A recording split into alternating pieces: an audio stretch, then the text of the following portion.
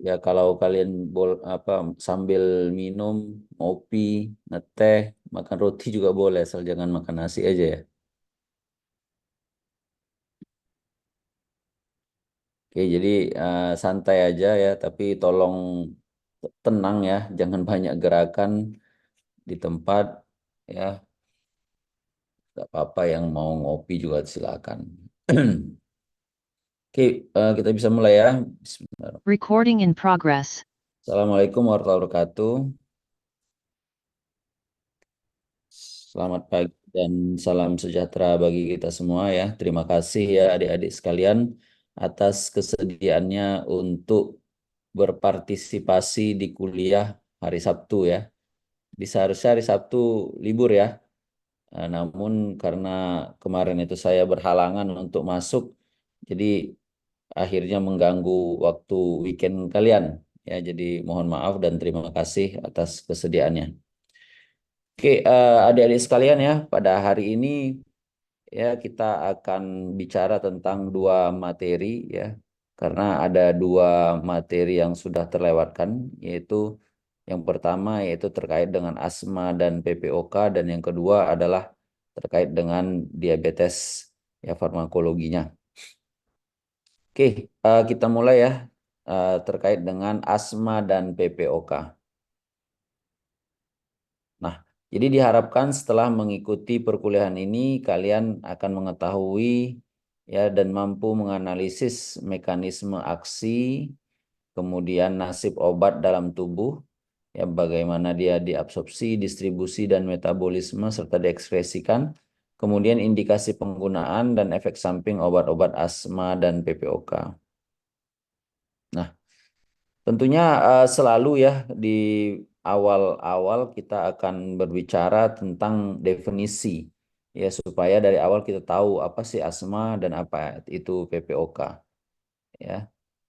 Nah, jadi asma itu adalah penyakit radang kronis ya. Jadi penyakit radang. Radang ya istilah kita itu adalah bengkak ya dan dia itu bersifat kronis ya. Artinya kronis itu berlangsung dalam waktu yang lama. Ya, jadi dia radang dan dia itu dalam waktu yang lama kemudian terjadi pada organ pernafasan ya yang ditandai dengan bronkokonstriksi akut ya. Jadi di saluran nafas kita itu ada namanya bronkus, kemudian dia mengalami kontriksi. Kontriksi artinya dia mengecil ya. eh, Bisa disebabkan karena katakanlah alergi ya, maka tiba-tiba dia itu mengecil sehingga kalau dia mengecil maka menyebabkan kita susah bernafas kan ya.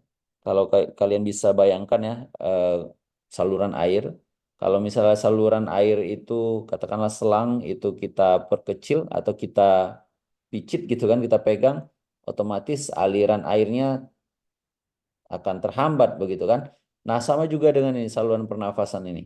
Ya, kalau misalnya saluran pernafasan ini mengalami kontraksi ya, ototnya kontraksi sehingga dia mengecil ya, sehingga aliran udaranya juga menjadi terhambat dan juga dapat menyebabkan batuk ya, kemudian sesak di dada, kemudian mengi ya berbunyi dia dan pernafasan menjadi cepat. Nah, jadi asma ini adalah salah satu penyakit yang tidak menular dan juga umum terjadi. Secara global, asma menempati peringkat ke-16 di antara penyebab utama yang mengganggu aktivitas kehidupan. Nah, kalau kalian lihat ini ya, gambar di samping ini adalah orang yang ketika terjadi serangan asma, ya, dia akan merasakan ketidaknyamanan pada dadanya, ya. Kemudian kalian bisa lihat ini adalah obat yang eh, dia akan gunakan ya untuk meredakan asmanya. Ya. Nanti kita bisa lihat ya obatnya itu apa. Nah, di seluruh dunia ya ada 262 juta orang ya pada tahun 2019 mengidap asma dan menyebabkan 461 ribu kematian. Ya. Nah, prevalensi asma ini lebih tinggi di negara berpenghasilan tinggi. Ya, jadi banyak orang yang terkena asma itu lebih banyak di negara berpenghasilan tinggi. Namun ya di negara dengan berpenghasilan rendah malah tingkat kematiannya lebih tinggi. Jadi banyak banyak orang yang terkena asma itu di negara-negara maju, ya. Ya, mungkin tubuhnya itu kurang terlatih ya sehingga disebabkan mungkin lebih higienis gitu kan sehingga mungkin tubuhnya itu tidak terlatih ya menghadapi berbagai ketidak katakanlah alergen begitu. Nah, kalau di negara ya berpenghasilan rendah ya, dan memang dia tidak sebesar negara maju ya yang mengalami asma, namun banyak yang meninggal gitu di negara ini. Ya mungkin disebabkan karena begitu terjadi asma ya mereka tidak memiliki fasilitas kesehatan yang cukup, kemudian juga obatnya juga tidak cukup, ya edukasi juga kurang ya sehingga ketika terjadi itu bisa parah dan kemudian menyebabkan kematian. Oke, lanjut ya. Nah, ini prevalensi asma di Indonesia ya pada tahun 2018 ya kita lihat ini ada warna biru, ada warna orange ya. Yang biru ini tahun 2013, orange itu 2018.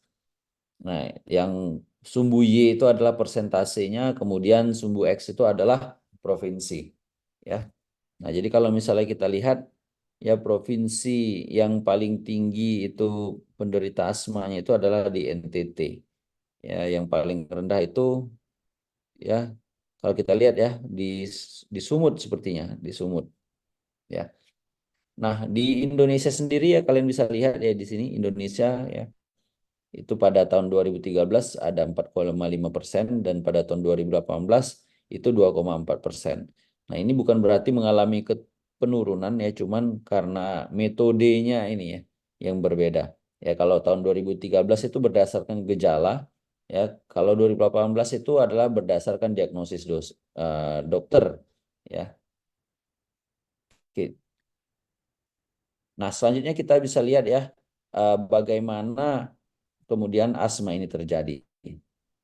Nah, ini sebagai refreshing ya untuk kita semua ya. Saya rasa kalian sudah tahu, tapi untuk merefresh lagi pengetahuan kita semua, ya ini adalah anatomi saluran pernafasan ya. Nah, ini tentunya kalian pasti tahu lah ya, ini tempat masuknya udara masuk ya. Kemudian ini kita sebut dengan saluran pernafasan ya. Kemudian ini adalah paru-paru ya. Paru-paru. Kemudian kalau kita zoom bagian ini, ya, maka kita akan mendapatkan gambar ini. Yang ini kita sebut dengan trachea, ini trachea. Kemudian ini adalah bronkus, ya, ini bronkus. Dan yang kecil-kecil ini adalah bronchiolus. Nah, bronchiolus ini merupakan tempat terjadinya pertukaran gas ya. Pertukaran gas ini ya, terjadi maksudnya adalah kita menghirup oksigen ya. Kemudian oksigen itu akan didistribusikan ke seluruh tubuh kita dan sebaliknya dari darah nanti akan mengeluarkan CO2 ya ke bronchiolus ini kemudian itu selanjutnya yang kita buang ya. Nah, Nah, selanjutnya kita lihat ya bagaimana asma terjadi. Ya, asma terjadi adalah karena obstruksi ya atau hambatan aliran udara pada asma ini disebabkan karena bronkokontriksi. Ya, terjadi kontraksi pada bronkus yang dihasilkan dari kontraksi otot polos bronkus, radang dinding bronkus dan peningkatan sekresi lendir. Nah, kalau misalnya kalian lihat ya gambar ini ya, ini adalah normal, ini adalah kondisi dalam keadaan asma. Ya, kalau normal nih udara masuk ya, kemudian dengan lancar udara melewati trachea, bronkus, bronchiolus ya, kemudian terjadi pertukaran udara ya. Kenapa ini bisa normal? Ya ini karena eh, otot daripada bronkus ini mudah terrelaksasi ya sehingga terjadi kelancaran aliran udara di sini. Nah, sebaliknya ketika terjadi asma ya ada beberapa hal yang bisa terjadi, ya. Yaitu bronkus ini ya menjadi dia tuh lebih kecil ya kalau kalian lihat di sini. Kenapa ini bisa kecil? Karena ototnya yang ada di sini itu mengalami kontraksi, ya. Kalau ini relaksasi sehingga ini membesar, ini kontraksi, dia kontraksi begini sehingga menyebabkan semakin kecil lah aliran udara di sini, ya. Dan bukan itu saja deh yang menyebabkan semakin mengecilnya aliran udara di sini. Yang lain yaitu disebabkan karena terjadinya bengkak, ya. Coba kalian lihat di sini kan dia tidak terlalu tebal ya dinding ini. Nah, sekarang dia itu tebal. Ya, kenapa tebal? Di sini terjadi inflamasi ya, bengkak. Banyak di sini sel-sel yang masuk ya, sel-sel inflamasi dan juga banyak cairan-cairan yang ada di sini. Kemudian kalian bisa lihat juga di sini ya yang berwarna kuning, ini adalah mukus ya, yang dikeluarkan oleh sel-sel yang ada di sini sehingga akhirnya semakin lengkaplah penderitaan kita, ya kan? Sudah dia makin mengecil disebabkan kontraksi, kemudian ini juga mengecil disebabkan karena bengkak. Ada lagi di sini sekresi mukus ya, sehingga semakin kecil aliran udara yang menyebabkan kita menjadi susah bernafas, ya. Oke, saya rasa bisa dimengerti lah ya, tidak terlalu susah saya rasa. Nah, jadi asma itu dipicu oleh paparan alergen, ya. Alergen, alergen itu ya bisa dari makanan, kemudian bisa juga dari udara, ya misalnya udara dingin, kemudian bisa juga disebabkan karena polutan, ya. Bisa juga disebabkan oleh olahraga, stres, dan juga bisa disebabkan oleh infeksi pernafasan. Ya, jadi nanti kalau misalnya ada bakteri atau ada luka di saluran pernapasan kalian, itu masuk bakteri, itu bisa juga menyebabkan terjadinya asma. Ya. Nah, namun asma ini tidak seperti penyakit PPOK, fibrosis kistik, bronkiektasis, ya. Jadi asma ini biasanya bukan penyakit progresif, ya. Jadi artinya tidak memburuk dari tahun ke tahun, ya. Nah, cuman ya kita itu memang bisa kambuh ya kalau ya kita itu mendapatkan pemicunya ya.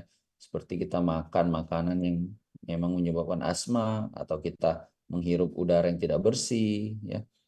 Nah, namun asma ini kalau misalnya dia tidak diobati ya, tidak kita kasih obat misalnya obat antiinflamasi ya, maka dapat menyebabkan remodeling saluran nafas.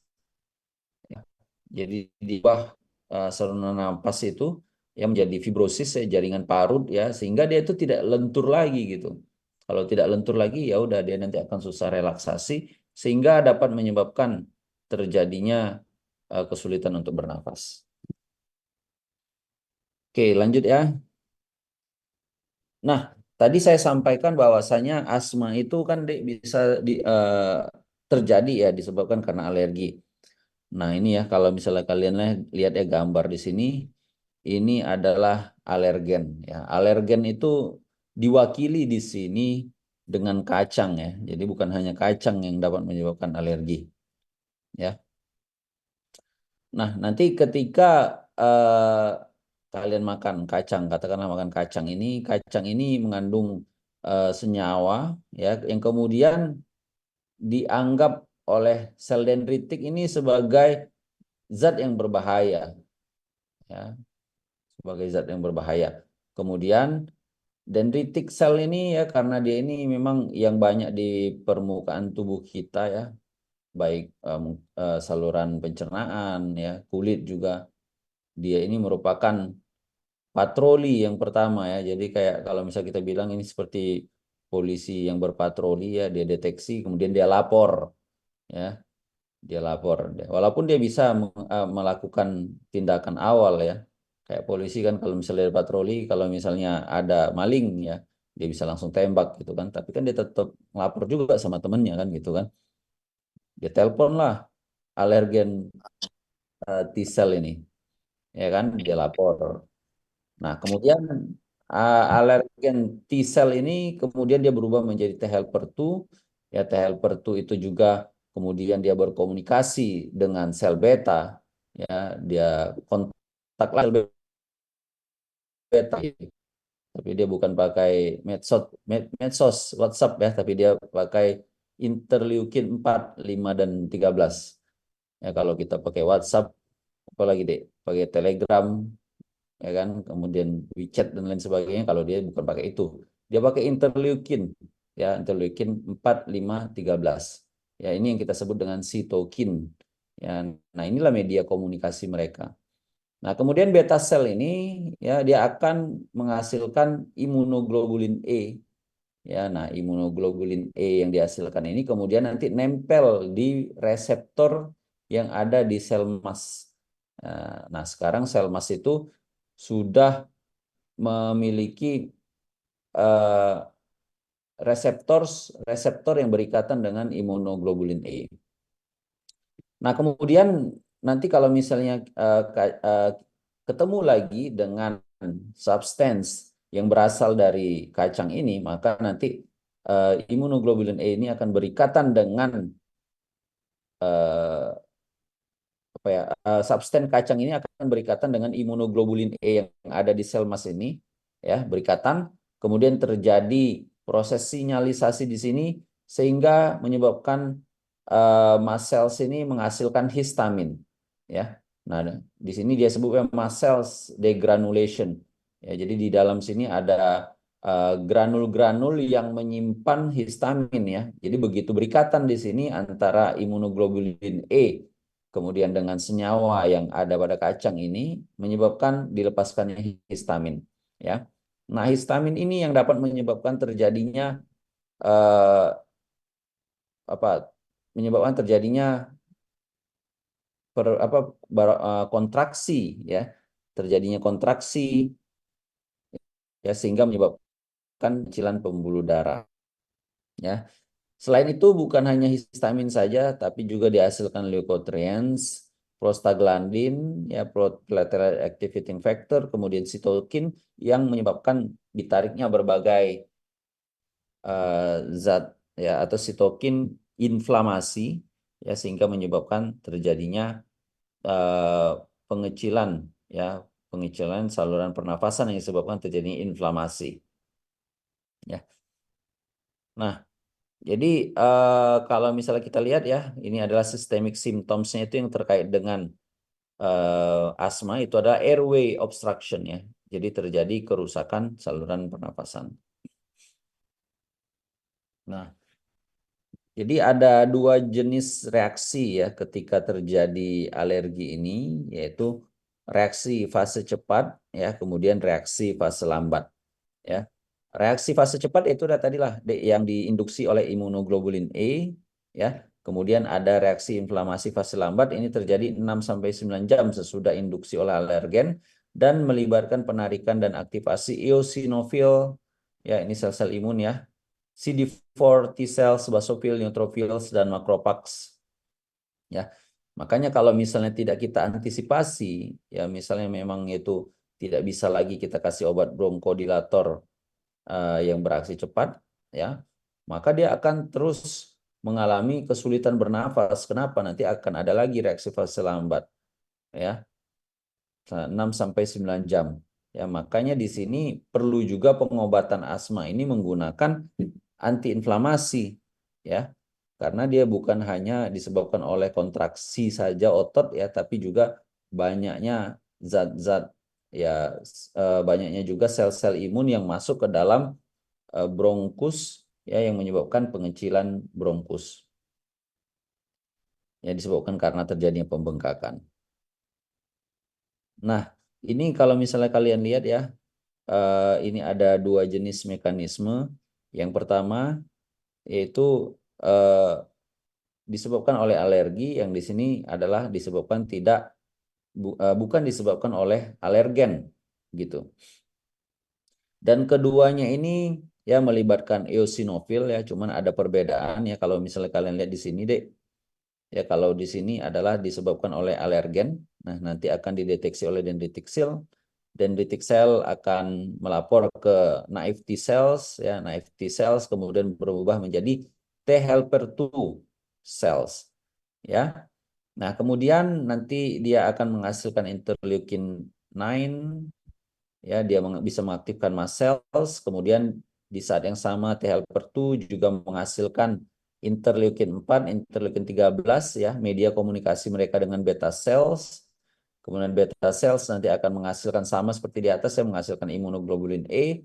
Nah, imunoglobulin E ini berikatan dengan reseptor FC, reseptor yang ada pada sel mast.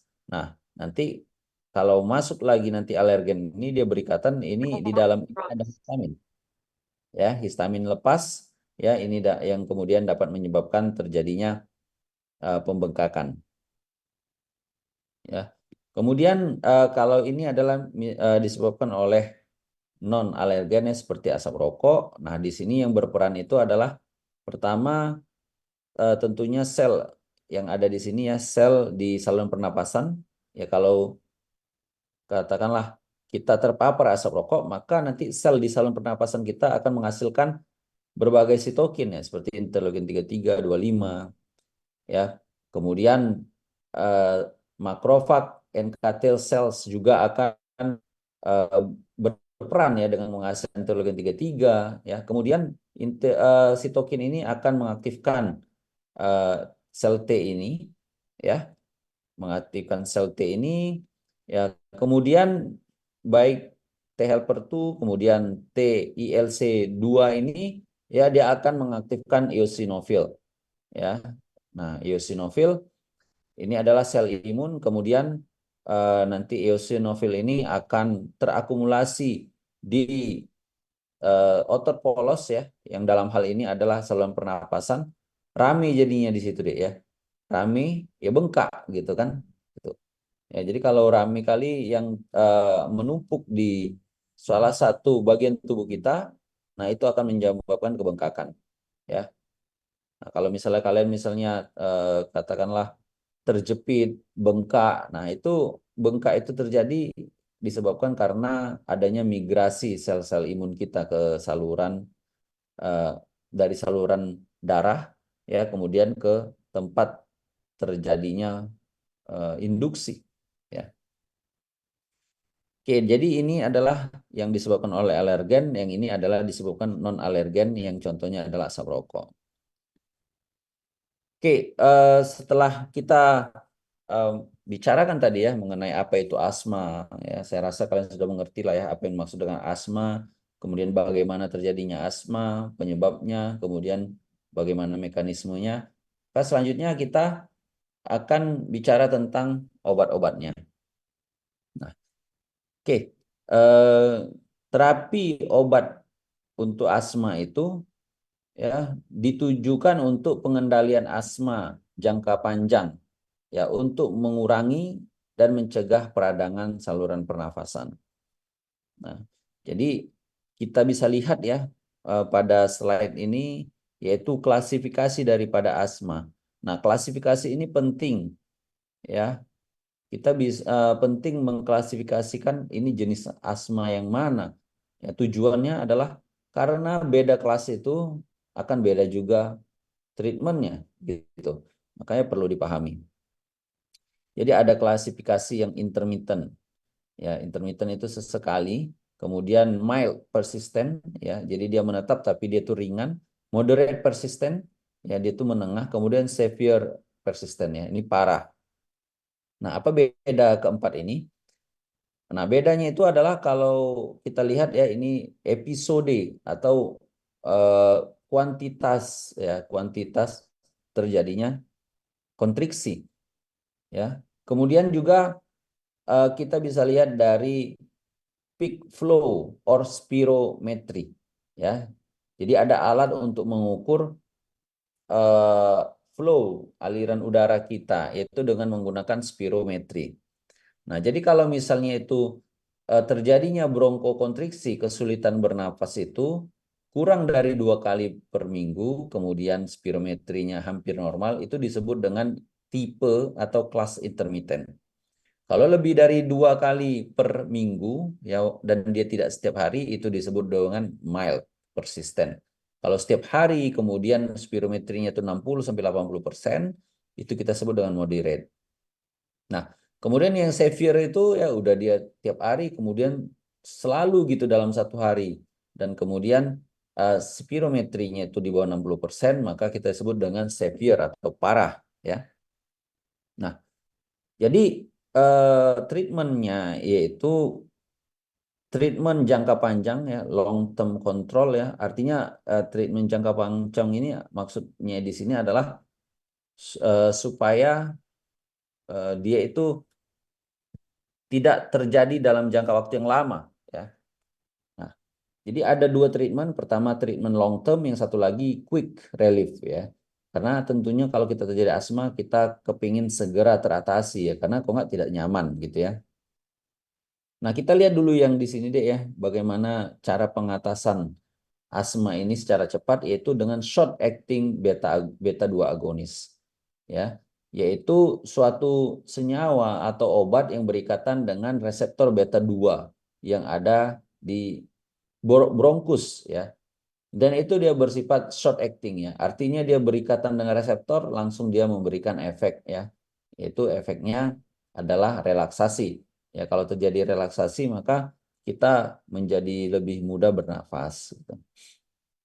Nah, kalau yang intermittent ya, itu tidak perlu dia daily medication-nya. Udah cukup cukup short acting aja. Nah, kalau yang mild dia perlu dikasih ICS ya. ICS itu ada inhaled corticosteroid.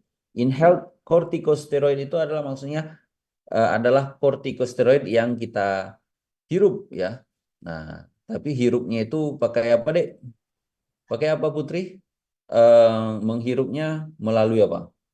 Hidung atau mulut? Eh, kalau kalau obat asma dari mulut, Pak. Ya, mulut ya. Oh, ada dua nih, Putri Dava, Putri Sianibar. Oke, ya benar ya, dari mulut ya. Nah, inhaled ya. Jadi jangan salah ya, Dek ya. Soalnya eh, ada saya temukan ya senior kalian ya waktu OSCE ya, obat asma itu dia masukkan ke dalam hidung ya. Atau ada obat asma kan tidak sampai masuk ke dalam mulutnya, cuma di depan mulutnya aja. Nah, itu juga nggak bisa ya. Nah, jadi ini harus kalian pelajari lah baik-baik cara menggunakannya. Kemudian yang kalau moderate ya, moderate itu dia itu menggunakan low dose ICS ya. Ya. Kemudian ditambah LABA ya. LABA itu ada long acting ya. Kalau ini ada short acting, SABA, LABA ya. Atau ya medium dose of ICS ya. Nah, kalau yang parah ini ya dosisnya harus ditambah dan ditambah LABA ya, atau high dose ICS tambah laba. Oke. Nah, ini adalah bagaimana kita mentreatment asma ya. Pertama pakai bronkodilator ya, bisa juga pakai oksigen.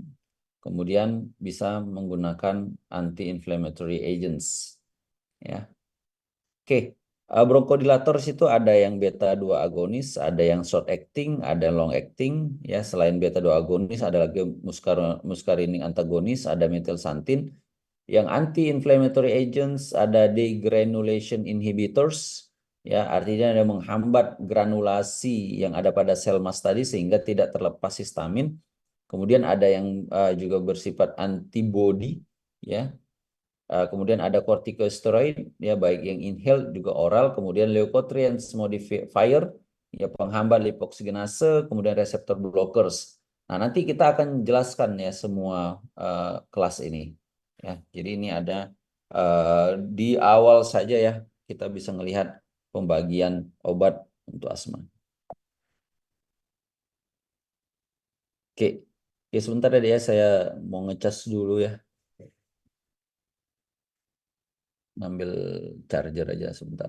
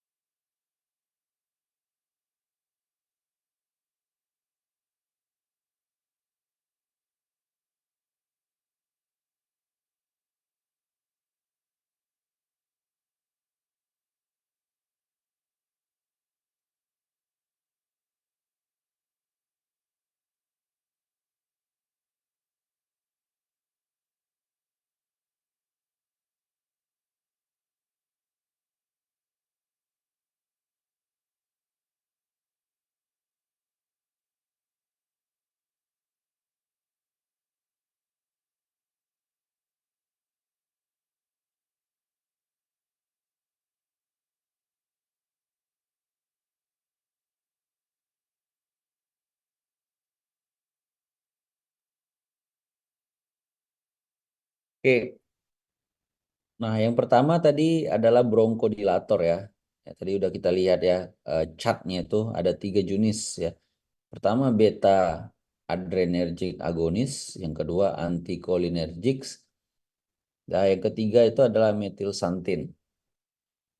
Nah ini deh ya, kalau misalnya kita lihat ya, ini gambar orang ketika menggunakan bronkodilator ya, berupa inhaler ya.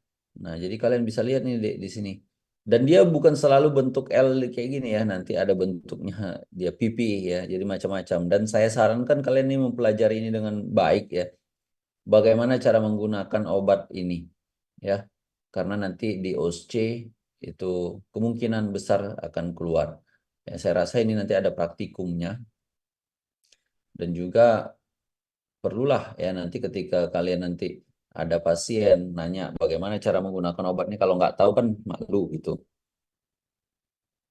Nah, ini kalau misal kita lihat ini adalah terjadinya asma, terjadi bronkokonstriksi, terjadi inflamasi, kemudian dia obati, maka kemudian terjadi relaksasi. Nah, eh, tadi saya sampaikan ada beta 2 agonis dan ada juga antagonis muskarinik. Jadi ada perbedaannya ya. Tentunya beta 2 agonis ya, dia ke reseptor beta 2 kerjanya ya. Kemudian muskarinik antagonis ya, tentunya dia itu akan berikatan dengan reseptor muskarinik dan dia itu bersifat antagonis. Dan kalau misalnya kalian lihat ya dari gambar ini ya, di gambar paru-paru ini ya. Kalau yang kuning ini dia tuh dia lebih kerjanya itu di daerah bronkus ya. Sedangkan yang beta 2 adrenergic receptor kerjanya itu lebih ke bronchiolus ya. Nah, itu. Oke, lanjut ya. Nah, ini adalah mekanisme kerja antara antikolinergik dan beta 2 agonis ya. Nah, ini adalah yang antikolinergik ya. Ini adalah sistem saraf pusat ya, sistem saraf pusat. Kemudian ini adalah ganglion parasimpatis ya, kemudian ini smooth muscles ya. Nah, ini CNS ini dia ya, dia bisa menghasilkan asetilkolin ya, dia berikatan di sini di parasimpatetis reseptor yang ada di sini ya, yaitu reseptor muskarinik 1. Kemudian dia menjalar ya, terjadi proses penghantaran sinyal, kemudian melepaskan lagi asetilkolin, kemudian dia berikatan di reseptor M3 yang ada di otot polos sehingga menyebabkan terjadi kontraksi ya. Nah, kalau misalnya yang antikolinergik ya, antikolinergik dia akan menghambat ini muscarinic antagonis blocks M3.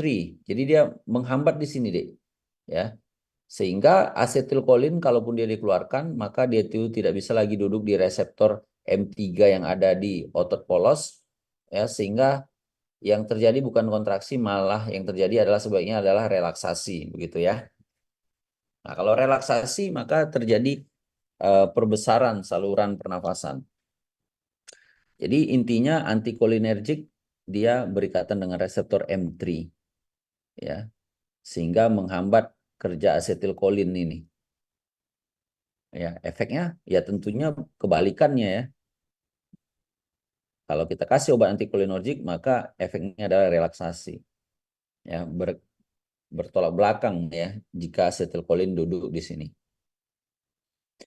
Nah, kemudian ini adalah gambar bagaimana beta 2 agonis bekerja.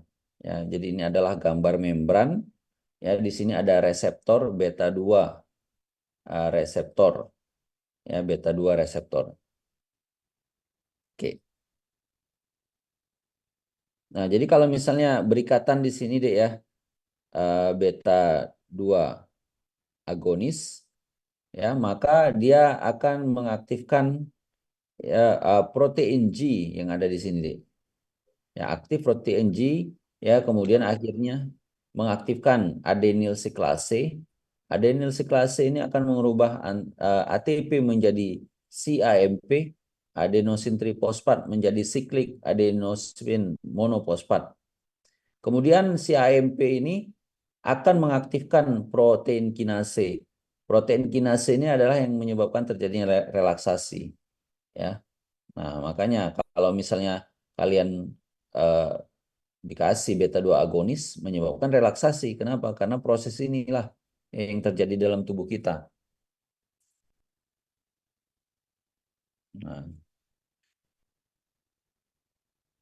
Nah, kalau misalnya ini adalah kita lihat ini bagaimana kemudian epinefrin ya. Epinefrin bekerja ya. Epinefrin berikatan dengan reseptor beta adrenergic ya, kemudian mengaktifkan G protein ya, G protein akan mengubah ATP menjadi CMP ya, CMP ini akan mengaktifkan protein kinase A menjadi bentuk aktifnya ya, yang ini kemudian dapat menyebabkan terjadinya relaksasi ya. Nah, si AMP ini menyebabkan relaksasi ya, tapi ya dia juga akan didegradasi ya, dirusak ya, dirusak oleh si AMP PDE ya, dan mengubahnya menjadi AMP ya, sehingga menurun. Kalau menurun maka terjadi kontraksi ya, karena ini kan dia menyebabkan relaksasi kan. Kalau dia menurun berarti relaksasi berkurang. Bagaimana kemudian kok bisa ini menurun? Karena ada yang merusaknya. Apa yang merusaknya? Yaitu si MPPDE. Nah, kalau kafein ini ya, kafein ini berfungsi untuk menghambat ya yang merusak si MP ini ya, sehingga dapat menyebabkan terjadinya relaksasi. Nah, kalau ini ya gambar ini adalah bagaimana efek daripada antikolinergik ya. Antikolinergik dia bisa menghambat di reseptor M3 ya. Kalau di sini kita lihat dia bahkan di M1 bisa juga, M2 bisa juga ya. Nah, sebenarnya ini menyebabkan terjadinya relaksasi ya. Sorry ya. Kalau ini dirangsang oleh asetilkolin, maka dia menyebabkan kontraksi. Kalau dia dihambat sama antikolinergik, maka terjadi adalah relaksasi. Ya. Nah, ini adalah bagaimana beta 2 agonis. Beta 2 agonis ya, dia dapat meningkatkan CMP sehingga menyebabkan relaksasi. Kemudian teofilin. Teofilin ya, sama dengan kafein, dia menghambat perusakan CAMP. Sehingga CMP ini tetap terus banyak konsentrasinya di dalam tubuh kita sehingga menyebabkan relaksasi. Oke, itu ya Dek ya. Bentar ya, saya mau minum dulu nih.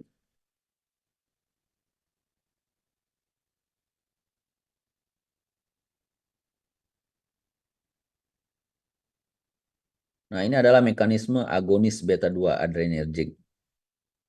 Ya.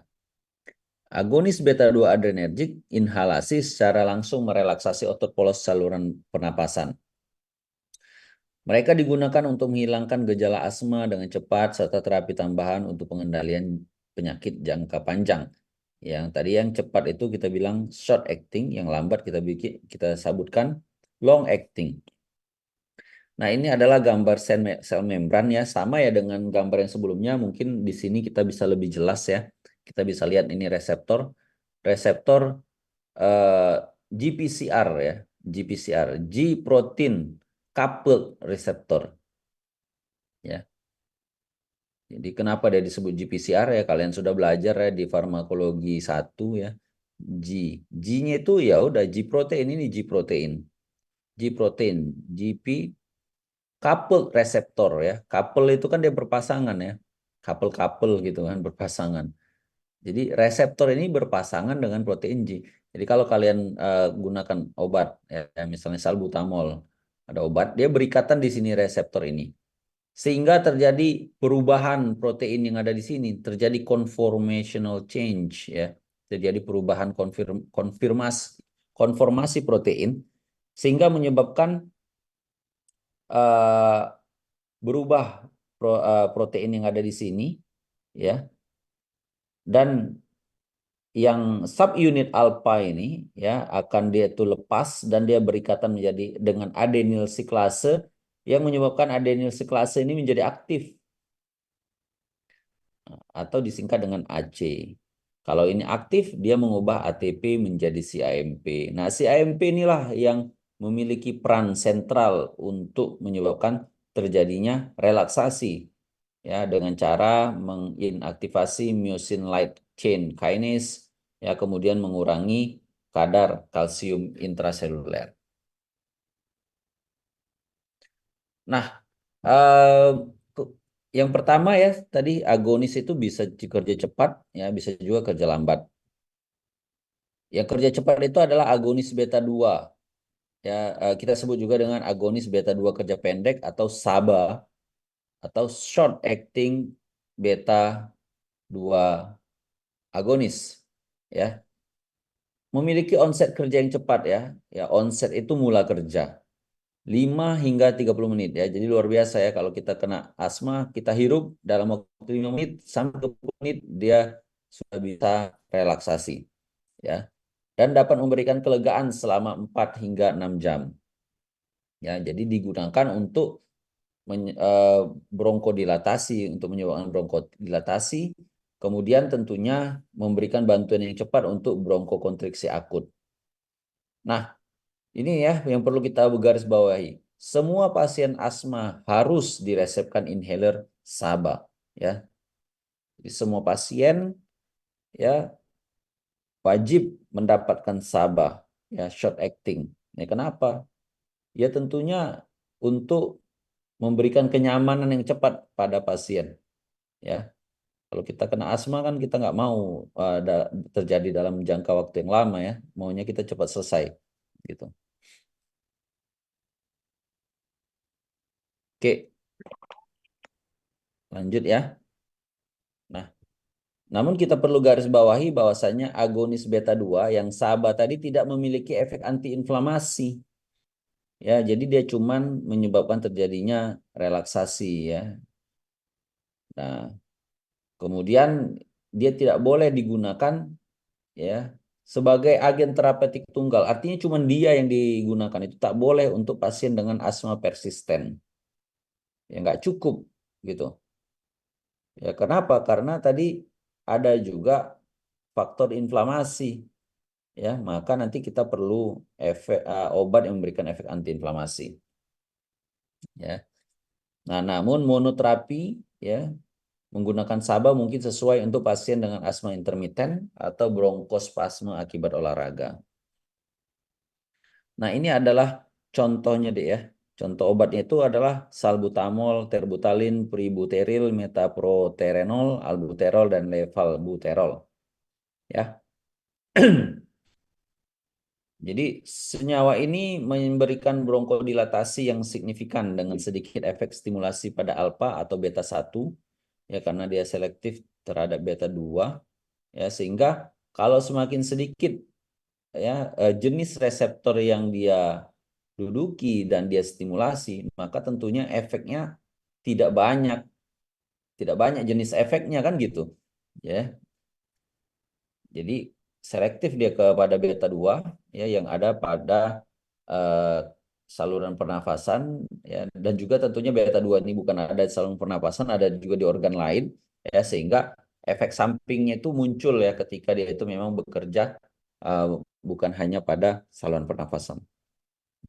Nah, ini adalah contoh obatnya deh ya. Ini adalah obat Ventolin ya inhaler yang berisi dari salbutamol ya yang diproduksi oleh GlaxoSmithKline. Efek sampingnya adalah tachikardia ya. Jadi efek samping ini munculnya itu yaitu deh karena reseptor beta 2 ini bukan hanya ada di saluran pernapasan ya, tapi bisa juga dia itu ada di jantung ya. Sehingga memberikan efek efek samping. Ya, kemudian obat ini dapat menyebabkan tremor otot rangka yang dimediasi reseptor beta 2. Nah, untuk jangka panjang ya jenis obatnya beda ya, salmeterol dan formoterol. Ya, tadi jangka pendek salbutamol. Ya. jangka panjang salmeterol, ya. Nah, kerjanya itu bisa memberikan efek yang cukup lama, yaitu 12 jam, ya, beda dengan salbutamol, ya, yang dia itu memberikan efek itu hanya berapa tadi ya?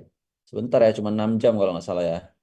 Eh, 4 sampai 6 jam, ya. Nah, ini bisa sampai 12 jam, ya.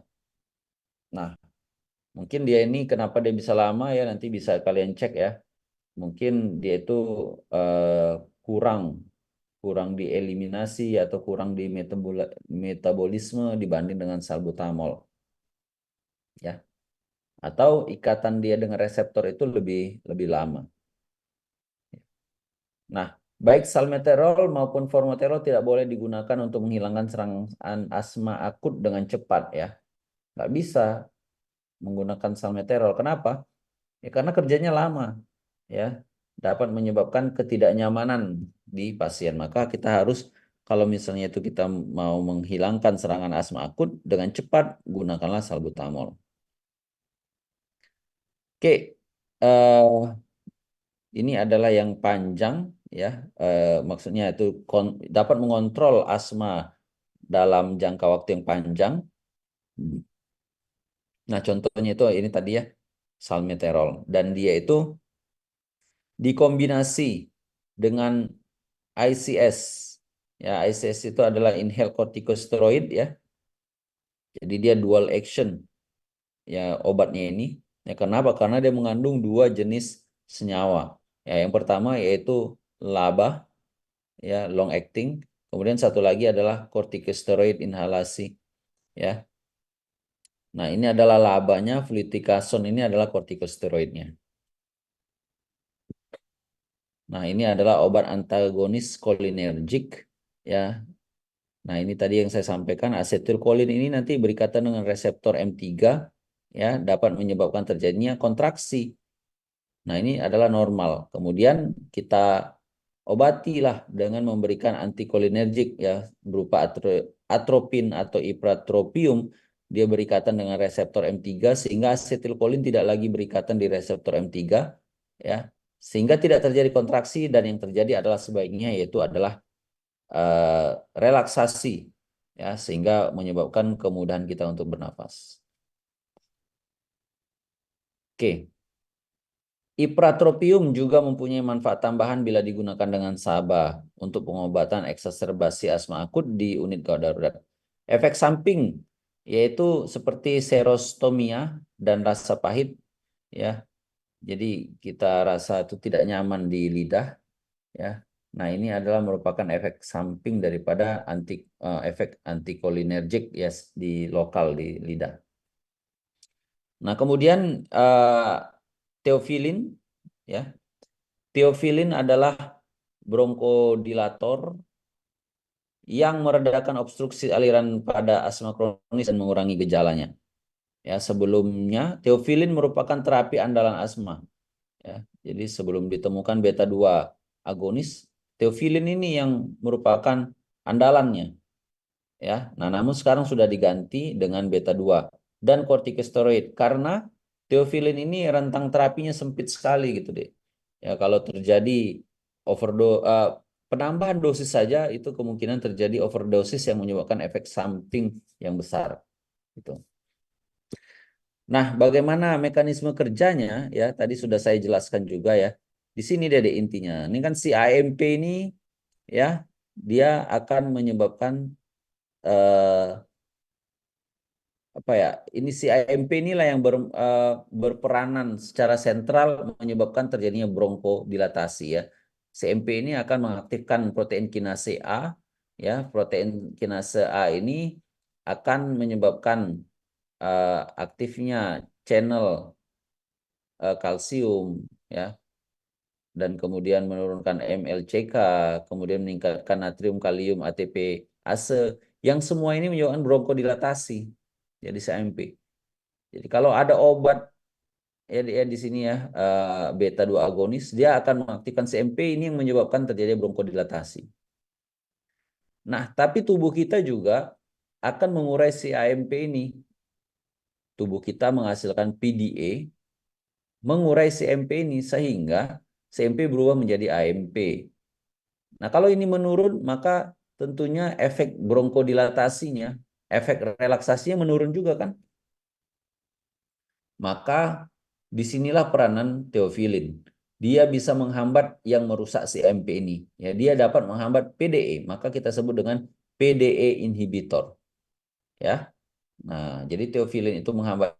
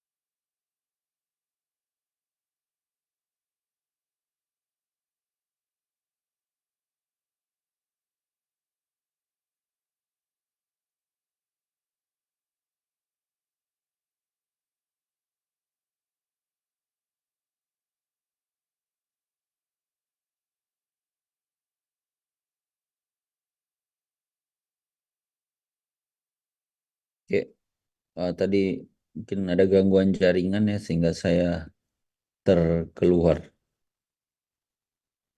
Kita lanjut lagi ya.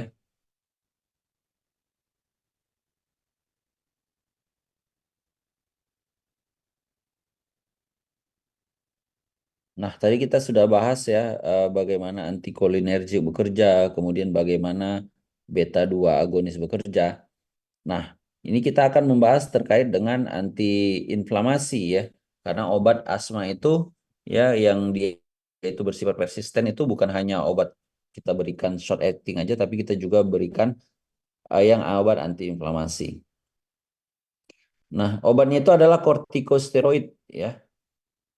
Kalau yang familiar itu ya untuk asma itu adalah inhaled corticosteroid. Ya, merupakan obat pilihan untuk kontrol jangka panjang pada pasien dengan derajat asma persisten apapun. Ya, kortikosteroid menghambat pelepasan asam arakidonat melalui penghambatan enzim fosfolipase A2 sehingga menghasilkan sifat antiinflamasi langsung di saluran pernafasan. Ya, ya, ini ya bisa kalian lihat deh. Bentar. Nah, ini adalah sel membran kita, Dek. Nah, ini adalah sel, ini juga ada sel, ya.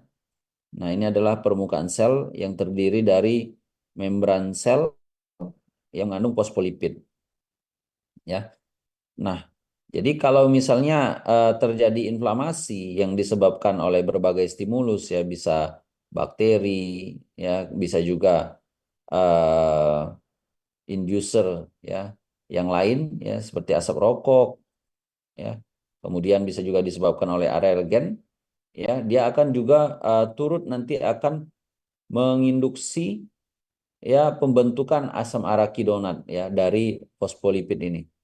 Nah, asam arakidonat ini nanti oleh enzim ya yang pertama fosfolipid oleh enzim fosfolipase menjadi asam arakidonat, kemudian asam arakidonat oleh enzim 5 lipoksigenase menjadi leukotrien A2, leukotrien A2 menjadi leukotrien B4.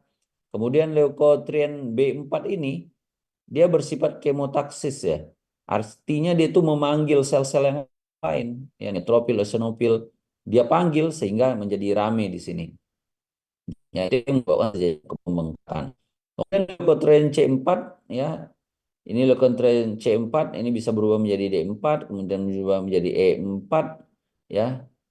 Nah, kemudian uh, leukotriene ini, ya, dia juga akan bisa berubah menjadi cystenyl leukotrienes. Cystenyl leukotrienes ini, ya, dia akan berikatan dengan reseptor cystenyl leukotriene T1 di sini, sehingga menyebabkan terjadinya kontraksi otot polos, kemudian eosinofil datang kemari, ya, kemudian dapat juga menjadi edema. Nah, itulah bagaimana terjadinya kontraksi, ya, yang dimediasi oleh pembentukan asam arakidonat, kemudian yang dimediasi oleh leukotriene. Nah, obat antiinflamasi itu seperti steroid, ya, kortikosteroid itu menghambat fosfolipase di sini, deh. Dihambat di sini, sehingga tentunya ke bawah ini tidak akan terjadi, sehingga tidak terjadi kontraksi, ya, tidak terjadi eosinofil migrasi, tidak terjadi pembengkakan, ya. Nah, jadi kalau misalnya kita berikan kortikosteroid, dia menghambat fosfolipase, ya, sehingga proses ini tidak terjadi, sehingga tidak terjadi pembengkakan. Kalau zileuton, dia menghambat enzim 5-lipoksigenase, ya, sehingga juga proses ke bawah tidak terjadi. Nah, kemudian kalau Montelukast dan Zafirlukast, dia menghambat ikatan antara cystenyl ini dengan reseptornya. Sehingga walaupun proses ini terbentuk semua, nanti di sini dia tidak bisa berikatan di reseptornya. Karena apa? Karena dihambat oleh obat ini, Montelukast dan Zafirlukast. Oke, ini adalah bagaimana glukokortikoid itu berperanan, ya. Jadi dia bukan hanya menghambat enzim fosfolipase. Ya, kalau di gambar ini kita bisa lihat steroid menghambat enzim fosfolipase. Ya, namun steroid ini juga memiliki mekanisme yang lain, yaitu dia bisa berikatan dengan reseptor glukokortikoid reseptor. Ya, di sini deh, ya, ini adalah membran sel, ini adalah inti sel. Ya, nanti steroid hormon dia masuk ke dalam sel, berikatan dengan reseptornya, kemudian ketika berikatan dia masuk lagi ke dalam inti sel, nanti dia akan berikatan dengan promoter yang ada di sini, sehingga menyebabkan terjadinya transkripsi, ya, terbentuklah mRNA. mRNA ini nanti akan mengkode sitokin, ya, seperti interleukin beta, ya, yang mana sitokin itu dapat menyebabkan terjadinya inflamasi, ya. Oke. Nah, oke. Nah, di sini adalah glukokortikoid, ya. Glukokortikoid ini sama, ya. Dia akan di sini berikatan dengan reseptornya, ya. Kemudian dia berikatan dengan promoter di sini. Jadi dia ini berikatan di sini, ya, dia itu dapat menyebabkan terjadinya pembentukan sitokin yang bersifat antiinflamasi, ya, bukan yang bersifat proinflamasi, ya, tapi antiinflamasi. Nah, jadi ini ya, dia coba kalian perhatikan lagi, ini sama sebenarnya, ya, inflammatory stimulus, ya. Eh, ini adalah stimulan-stimulan yang dapat menyebabkan inflamasi, ya, dapat mengaktifkan fosfolipase, ya. Fosfolipase ini akan mengubah eh, fosfolipid menjadi mengubah fosfolipid menjadi asam arakidonat, ya. Nah, glukokortikoid ini berperanan dengan menghambat enzim fosfolipase A2, yaitu dia berfungsi untuk memperbanyak lipokortin, ya, lipokortin yang ada dalam tubuh kita, sehingga menghambat pembentukan asam arakidonat dengan cara menghambat kerja dari fosfolipase A2. Ya, kalau dihambat maka tidak terbentuk leukotrienes, tidak terbentuk lipoksin, tidak terbentuk prostaglandin, tromboksan yang merupakan mediator-mediator inflamasi. Oke. Kortikosteroid, ya, tidak ada obat lain yang seefektif uh, inhaled corticosteroid dalam pengendalian asma jangka panjang pada anak-anak dan orang dewasa. Agar efektif dalam mengendalikan peradangan, glukokortikoid harus digunakan secara teratur. Nah, asma persisten yang parah mungkin memerlukan tambahan pengobatan glukokortikoid oral jangka pendek. Nah, kemudian efek kortikosteroid terhadap paru, ya dia tidak mempengaruhi otot polos saluran napas. Ya, dia bekerja itu tidak bekerja mempengaruhi otot polos, yang bekerja mempengaruhi otot polos itu adalah beta 2 agonis. Terapi ICS secara langsung menargetkan inflamasi saluran nafas yang mendasarinya dengan menurunkan mobilisasi sel-sel imun, ya seperti eosinofil, makrofag, dan limfosit T. Kemudian membalikkan edema mukosa, ya artinya dia itu menghambat terjadinya edema, ya kemudian menurunkan permeabilitas kapiler, ya. Nah, kalau dia meningkat permeabilitas kapiler ini yang menyebabkan terjadinya mudahnya sel-sel imun ini masuk. Kemudian dia juga menghambat pelepasan leukotrien. Ya, leukotrien ini, ya ini leukotrien. Kalau misalnya kita lihat leukotrien ini kalau dia lepas, maka terjadilah kontraksi. Nah, setelah beberapa bulan penggunaan rutin, ICS mengurangi hiperresponsivitas otot polos saluran napas terhadap berbagai rangsangan bronkokonstriktor seperti alergen, iritan udara, ya, kemudian juga olahraga. Nah, kortikosteroid ini ya bisa diberikan secara inhalasi, bisa juga diberikan secara oral, ya, atau sistemik, ya. Pasien dengan asma yang parah mungkin memerlukan tambahan, ya bukan hanya ICS tapi juga metilprednisolon oral, ya untuk mengurangi peradangan saluran pernapasan.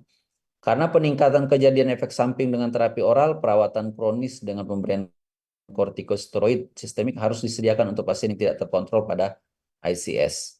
Ya, ini efek sampingnya itu bisa menyebabkan terjadinya kandidiasis orofaringel. Ya, jadi di mulut kita nih ada tumbuh jamur, ya tumbuh jamur. Kenapa? Karena kalau pakai ICS ini dia bisa menurunkan sistem kekebalan tubuh kita. Ya normalnya jamur yang ada pada lidah kita bisa dibunuh oleh sistem kekebalan tubuh kita. Nah, namun karena ICS ini menurunkan sistem kekebalan tubuh kita, maka jamur bisa tumbuh di mulut. Nah, jadi caranya itu adalah bagaimana kita mengurangi tumbuhnya jamur ini adalah pasien harus diinstruksikan untuk membilas mulut dengan metode desir dan buang, ya. Mungkin masukkan obatnya kemudian digelek-gelek gitu ya, Dek, ya. Buang, ya, untuk mengurangi efek samping tadi. Nah, ini adalah efek samping kortikosteroid, jadi ya banyak ya efek sampingnya, ya. Kemudian ada efek samping itu pasien merasakan senang. Kemudian uh, ujungnya ini ya seperti ada pertambahan daging, ya kita sebut dengan buffalo hum, ya. Kan kalau misalnya sapi itu di atasnya ada gundukan gitu kan.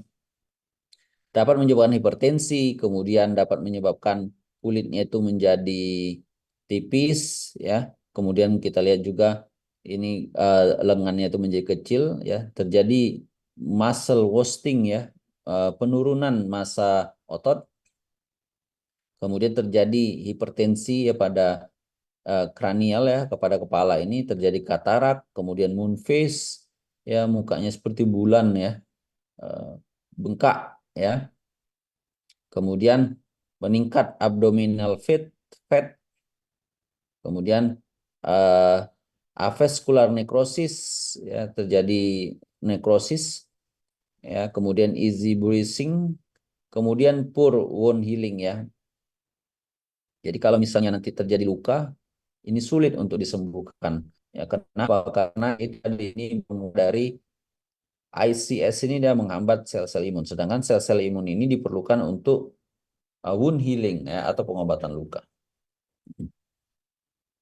Oke. Oke, Dek, sampai di sini ada pertanyaan? Kalau nggak ada ya sebentar ya saya mau minum dulu.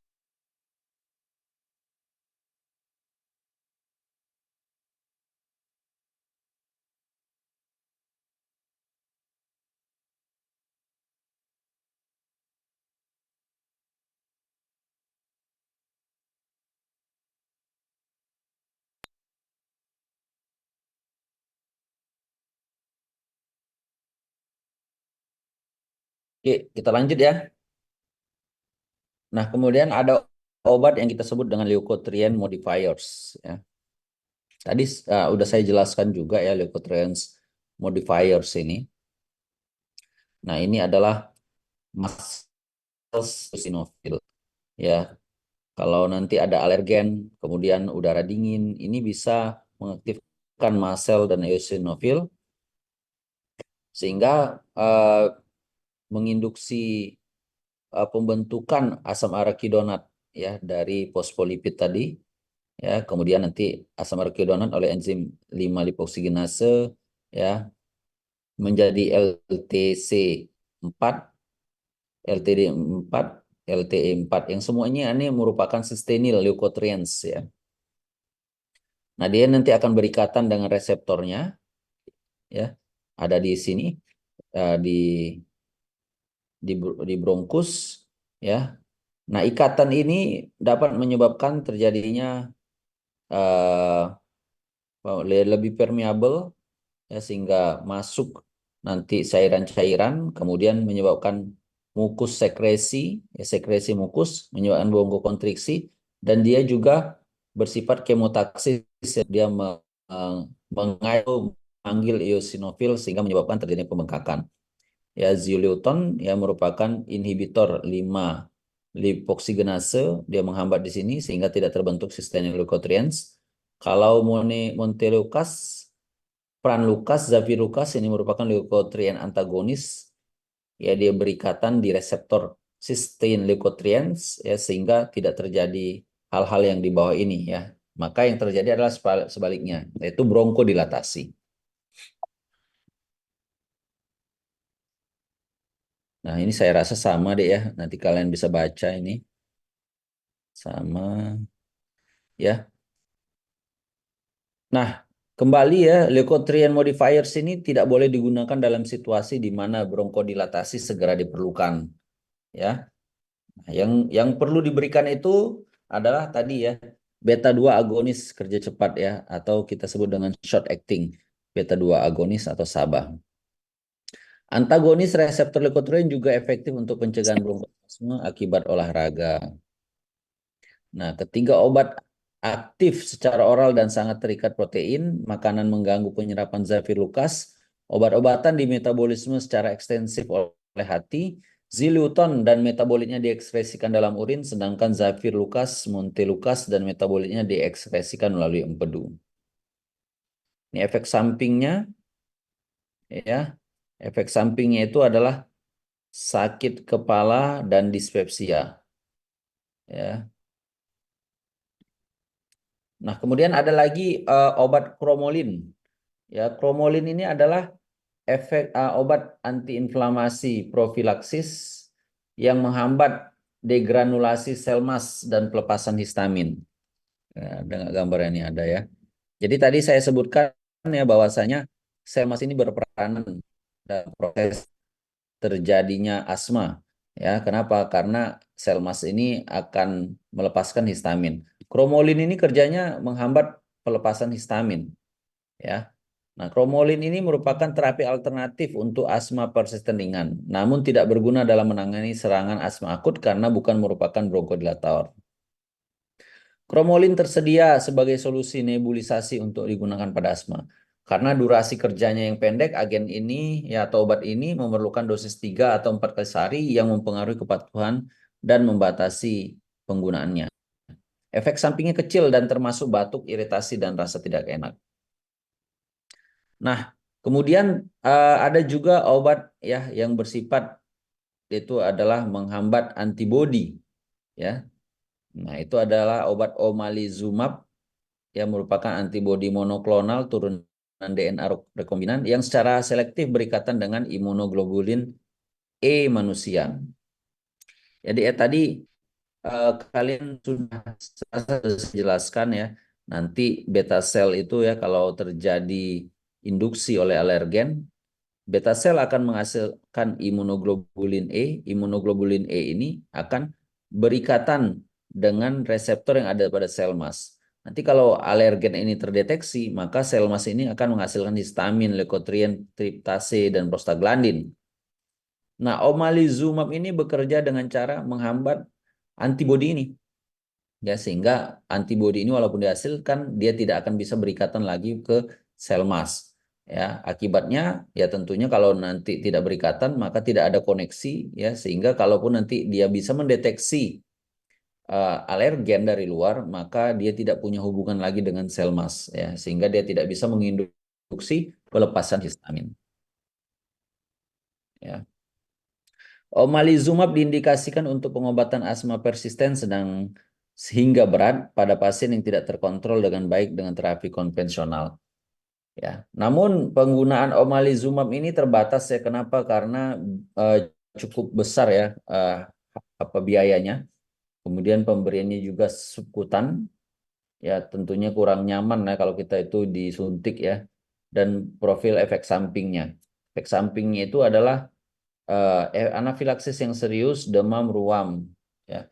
Kemudian keganasan sekunder telah dilaporkan juga disebabkan oleh obat ini. Oke, adik-adik sekalian ya, itu terkait dengan asma. Ya, selanjutnya kita akan bicara tentang penyakit paru obstruksi kronik. Ya.